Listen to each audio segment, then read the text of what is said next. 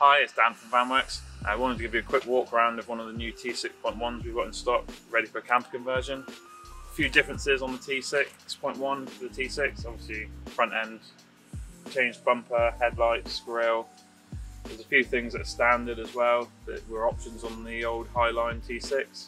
We've got power folding mirrors as standard, front and rear parking sensors and adaptive cruise control.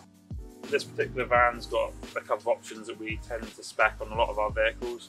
One big one on the front is the LED headlights. We've got power latching sliding door, we've got power latching tailgate. We've also got factory swivel seats. When inside the van as well, we've got, as standard, they come with App Connect, which on the T6 was an option.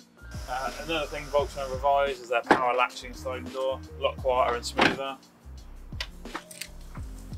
So we just jumped into the front of this T6.1, just to show you the differences in the front. Obviously, main difference is a dash.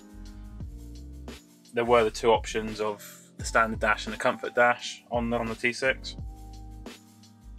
On this one, there's no option at the moment, possibly in the future, but Volkswagen aren't going to tell us if that's going to happen or not. As I said, we've got App Connect as standard on this. And it's wireless as well, so we've got wireless Apple CarPlay, whereas before you had to obviously plug in to use it. We've got USB-C now as well for charging and connectivity.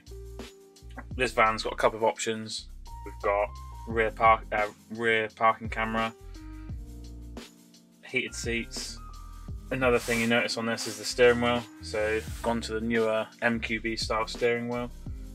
I think is a lot nicer than the T6 wheel, leather wheel with all your cruise control and everything. Again, fuel light on, Max picked it up, didn't put any fuel in it, standard. But yeah, we'll have a quick look around the rest of the van.